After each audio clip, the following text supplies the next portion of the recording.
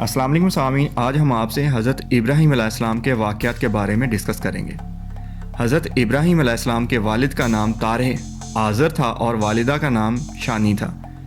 اللہ تعالیٰ نے آپ کو اپنا دوست کے لقب سے نوازا۔ حضرت ابراہیم علیہ السلام بابل شہر میں پیدا ہوئے۔ آپ کی ولادت سے قبل نجومیوں نے بادشاہ نمرود کو یہ بتا دیا تھا کہ جلد ہی ایک ایسا لڑکا پیدا ہوگا جو آپ کی حکومت کو ختم کر دے گا۔ چنانچہ یہ خبر سن کر نمرود نے پیدا ہونے والے تمام بچوں کو، تمام لڑکوں کو کا حکم جاری کر دیا، اور اسی دوران حضرت ابراہیم علیہ السلام کی بھی ولادت ہوئی۔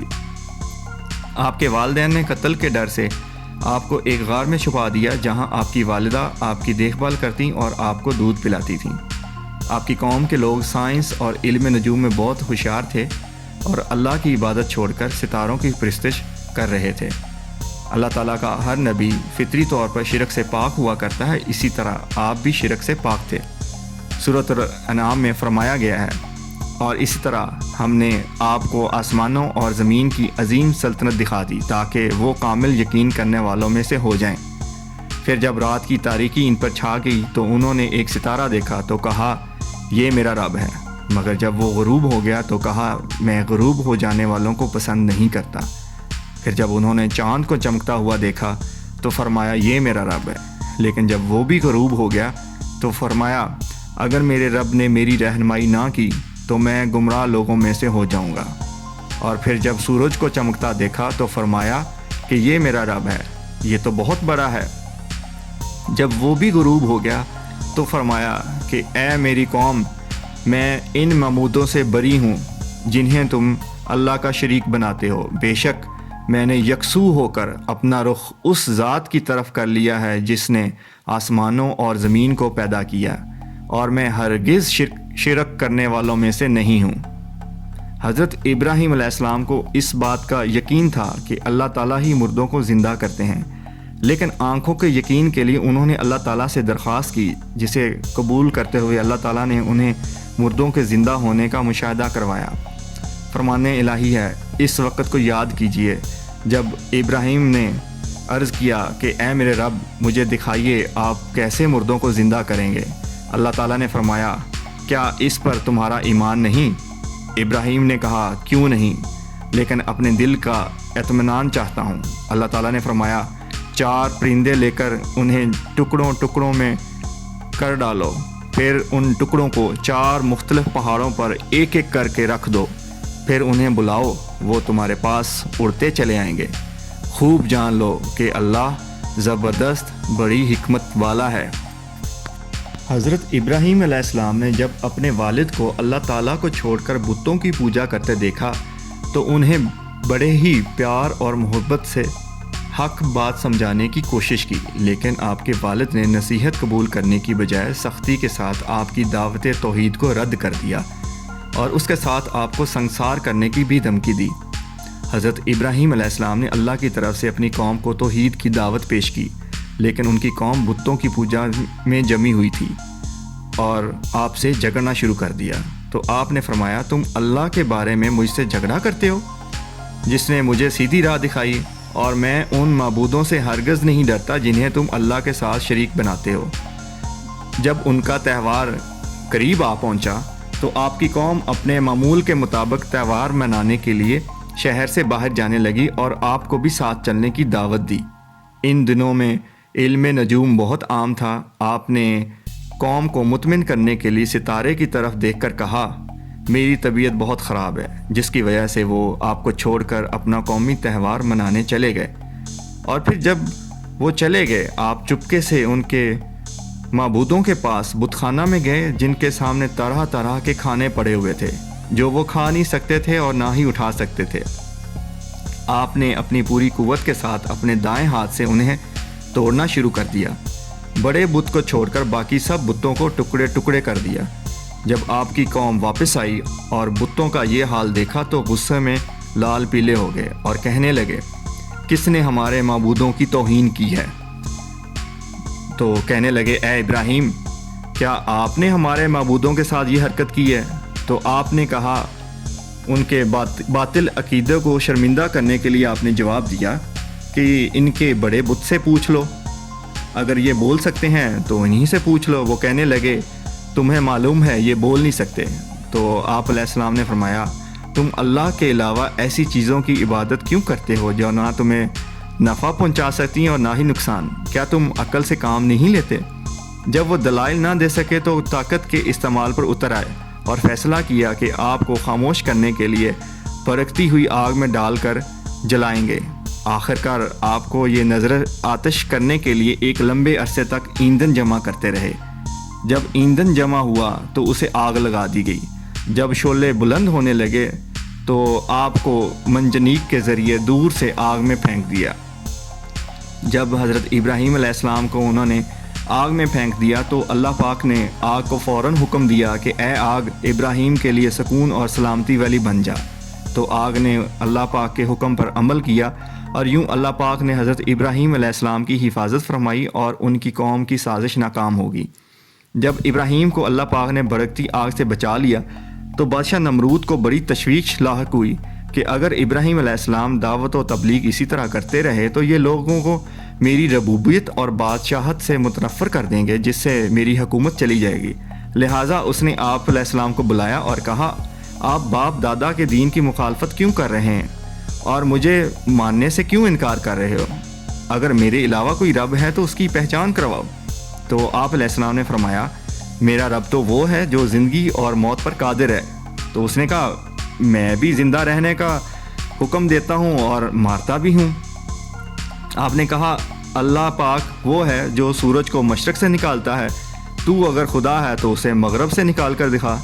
یہ سن کر وہ کافر لاجواب ہو گیا۔ اس کے بعد نمرود نے آپ کو کھانے پینے کی اشیاء دینے سے انکار کرنے کا حکم جاری کر دیا، جس پر آپ نے گھر کے قریب آ کر گھر والوں کو مطمئن کرنے کے لیے جن بوروں میں کھانے پینے کی اشیاء لانی تھیں ان میں مٹی بھر دی اور گھر میں لا کر رکھ دی اور سو گئے۔ اللہ پاک نے بطور معجزہ اس مٹی کو غلہ میں تبدیل کر دیا۔ جب آپ کی زوجہ محترمہ حضرت سارہ رضی اللہ تعالیٰ جیسے ہی ان بوروں کے پاس گئیں انہیں عمدہ قسم کی غلے کی خوشبو آئی اور انہوں نے کھانا تیار کر دیا۔ جب آپ بیدار ہوئے تو وہ کھانا آپ کو پیش کر دیا گیا۔ آپ نے پوچھا یہ کھانا کہاں سے آیا؟ تو انہوں نے کہا کہ جو غلہ آپ لے کر آئے تھے اسی سے یہ تیار کیا ہے۔ آپ فوراً سمجھ گئے کہ اللہ پاک نے مٹی کو غلہ میں تبدیل کر دیا ہے۔ نمرود ایک ظالم بادشاہ تھا جو بادشاہت اور دولت کے گھمنڈ میں رہتا تھا، جس نے آپ کی توحید کی دعوت کو رد کر دیا۔ جب نمرود بادشاہ کی نافرمانیاں حد سے بڑھ گئیں تو اللہ پاک نے اس کے پاس اپنا ایک فرشتہ بھیجا جس نے نمرود کو اللہ پر ایمان لانے کی دعوت دی۔ 3 بار فرشتے نے یہ دعوت پیش کی، تینوں بار نمرود نے انکار کر دیا اور کہنے لگا اب تم اپنے لشکر لاؤ اور میں اپنے لشکر کو لاتا ہوں۔ چنانچہ دوسرے دن نمرود نے سورج طلوع ہونے کے وقت اپنی فوجوں کو جمع کر لیا۔ اللہ پاک نے بڑی تعداد میں مچھروں کو بھیج دیا جنہوں نے اس کی فوج کو اس طرح کاٹا کہ صرف ہڈیاں ہی بچ پائیں۔ ایک مچھر نمرود کی ناک میں بھی گھس گیا جس نے بار بار اس کو کاٹنا شروع کر دیا۔ اللہ پاک نے اس مچھر کے ذریعے کافی عرصہ تک اس کو اس عذاب میں مبتلا رکھا۔ جب اس کے سر پر کچھ مارا جاتا تو اس کو سکون ملتا۔ آخرکار وہ مچھر کے کاٹنے سے ہی ہلاک ہو گیا۔ حضرت ابراہیم علیہ السلام نے اپنے باپ سے لے کر بادشاہت تک سب کو تبلیغ کی، مگر آپ کی بیوی حضرت سارہ رضی اللہ تعالیٰ عنہ اور بھتیجے لوط علیہ السلام کے علاوہ کوئی بھی ایمان نہیں لایا۔ تو آپ علیہ السلام ملک شام کی طرف روانہ ہو گئے۔ راستے میں مصر سے گزر رہے تھے جہاں ایک ظالم بادشاہ حکومت کرتا تھا جو کسی خوبصورت عورت کو دیکھتا تو اس کے خاوند کو قتل کر دیتا اور عورت کو اپنی ہوس کا نشانہ بنا لیتا۔ اگر ساتھ خاوند کی بجائے باپ یا بھائی ہوتا تو انہیں قتل نہ کرتا، لیکن عورت کو اپنی ہوس کا نشانہ پھر بھی بنا لیتا تھا۔ جب بادشاہ نے حضرت ابراہیم علیہ السلام سے پوچھا یہ عورت کون ہے تو آپ علیہ السلام نے فرمایا یہ میری بہن ہے۔ پھر جب ظالم بادشاہ نے حضرت سارہ رضی اللہ تعالیٰ عنہ کی طرف بری نیت سے بڑھنے کی کوشش کی تو آپ نے فوراً وضو کر کے نماز پڑھنا شروع کر دی اور اللہ پاک سے دعا کی کہ اس کافر کو مجھ پر مسلط نہ فرمائے، جس سے بادشاہ زمین پر گر پڑا اور تڑپنے لگا۔ بادشاہ نے حضرت سارہ علیہ السلام سے التجا کی کہ وہ اس کو اس مصیبت سے نکلنے کی دعا فرمائے۔ جب آپ علیہ السلام نے دعا کی تو وہ پہلے والی ٹھیک حالت میں آ گیا، لیکن اس نے 3 بار پھر سے وہی حرکت دہرائی۔ جب اس نے بار بار یہی کوشش کی تو ہر بار وہ اسی حالت میں آ جاتا اور تینوں بار وہ گر پڑتا اور تڑپنے لگتا۔ بالآخر اس نے کہا کہ تم میرے پاس عورت کو نہیں کسی اور چیز کو لے کر آئے ہو۔ بادشاہ نے حضرت سارہ رضی اللہ تعالیٰ عنہ کو حضرت ابراہیم علیہ السلام کے پاس واپس بھیج دیا اور ایک خادمہ بھی دی جن کا نام حضرت ہاجرہ رضی اللہ تعالیٰ عنہ تھا۔ یوں آپ علیہ السلام شام کی سرزمین پہنچ گئے۔ جب 20 سال شام میں گزارنے کے باوجود کوئی اولاد نہ ہوئی تو آپ نے دعا مانگی، اے میرے رب مجھے نیک بیٹا عطا فرما۔ حضرت سارہ رضی اللہ تعالیٰ عنہ نے اپنی خادمہ حضرت ہاجرہ رضی اللہ تعالیٰ عنہ کو بھی حضرت ابراہیم علیہ السلام کے نکاح میں دے دیا کہ شاید ان کے ہاں اولاد ہو جائے۔ تو اللہ پاک نے 86 سال کی عمر میں ان کے ہاں حضرت اسماعیل علیہ السلام کی پیدائش فرمائی۔ حضرت اسماعیل علیہ السلام ابھی دودھ پیتے بچے تھے کہ اللہ پاک نے حضرت ابراہیم علیہ السلام کو حکم دیا کہ اسماعیل علیہ السلام اور ان کی والدہ حضرت ہاجرہ رضی اللہ تعالیٰ عنہ کو میرے حرمت والے گھر کے قریب چھوڑ کر آؤ۔ تو آپ علیہ السلام نے مکہ مکرمہ میں ان کو ایک ایسی وادی میں چھوڑا جہاں دور دور تک پانی اور آبادی کا نشان تک نہ تھا۔ حضرت ہاجرہ رضی اللہ تعالیٰ عنہ نے کہا کہ آپ ہمیں ایسی جگہ کیوں چھوڑ کے جا رہے ہیں؟ لیکن حضرت ابراہیم علیہ السلام نے کوئی جواب نہ دیا۔ تو انہوں نے کہا کیا یہ اللہ پاک کا حکم ہے؟ تو آپ علیہ السلام نے کہا جی ہاں۔ تو حضرت ہاجرہ رضی اللہ تعالیٰ عنہ نے جواب دیا اللہ پاک ہمیں کبھی ضائع نہیں ہونے دے گا۔ حضرت ہاجرہ رضی اللہ تعالیٰ عنہ حضرت اسماعیل علیہ السلام کو دودھ پلاتی رہیں اور مشکیزے سے پانی لا کر پلاتی۔ جب پانی ختم ہو گیا اور دونوں ماں بیٹا کو شدید پیاس لگی تو وہ صفا مروہ پہاڑی پر چڑھیں کہ شاید کہیں سے پانی مل جائے، اور یوں انہوں نے 7 چکر لگائے۔ حضرت عبداللہ بن عباس رضی اللہ تعالیٰ عنہ فرماتے ہیں کہ 7ویں چکر کے بعد ایک فرشتہ نے اپنا پر مارا اور وہاں سے چشمہ جاری ہو گیا۔ فرشتے نے کہا آپ کو یہاں ڈرنے کی ضرورت نہیں، یہاں اللہ کا گھر ہے جسے یہ بچہ اور اس کا والد مل کر بنائیں گے۔ کچھ دن بعد جرہم قبیلہ کے کچھ لوگ گزر رہے تھے، انہوں نے ایک پرندہ کو اڑتا دیکھ کر اندازہ لگایا کہ یہاں پانی ہوگا، اور یوں پانی کی خبر ملتے ہی ان لوگوں نے حضرت ہاجرہ رضی اللہ تعالیٰ عنہ سے پانی پہ انہی کا حق تسلیم کرتے ہوئے وہاں رہائش رکھنے کی اجازت طلب کی، اور یوں وہ وہاں پہ آباد ہو گئے۔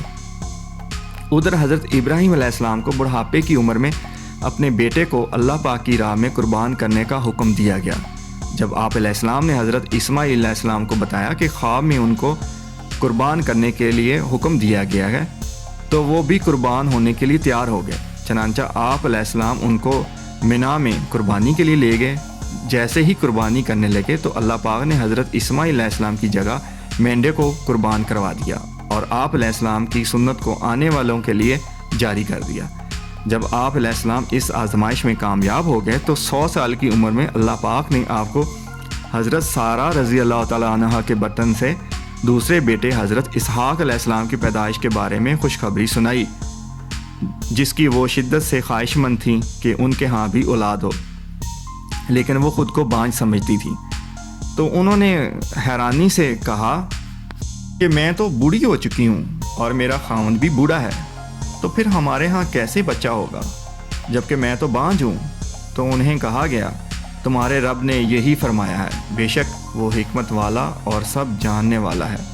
جب حضرت اسماعیل علیہ السلام جوان ہوئے تو اللہ پاک نے حضرت ابراہیم علیہ السلام کو اپنا گھر تعمیر کرنے کا حکم دیا۔ چنانچہ آپ علیہ السلام مکہ آئے اور حضرت اسماعیل علیہ السلام کے ساتھ مل کر بیت اللہ کی بنیادیں اونچی کی۔ جب دیواریں کچھ مزید بلند ہو گئیں تو اللہ پاک نے جنت سے ایک پتھر جسے حجر اسود کہا جاتا ہے نازل فرما کر حکم دیا کہ اس کو بیت اللہ کے دیوار کے ایک کونے میں نصب کر دیا جائے۔ 175 سال کی عمر میں حضرت ابراہیم علیہ السلام کی وفات ہوگی۔ ان کو حضرت سارہ رضی اللہ تعالیٰ عنہ کی قبر کے ساتھ ایک غار میں دفن کر دیا گیا، جس کا اہتمام ان کے بیٹوں حضرت اسماعیل اور حضرت اسحاق علیہ السلام نے کیا۔ آج کل وہ جگہ الخلیل کے نام سے مشہور ہے۔ ناظرین، ہم نے مختصر وقت میں اہم واقعات کو بیان کرنے کی کوشش کی ہے۔ آپ کو کیسی لگی یہ ویڈیو کامنٹ کر کے آپ بتا سکتے ہیں۔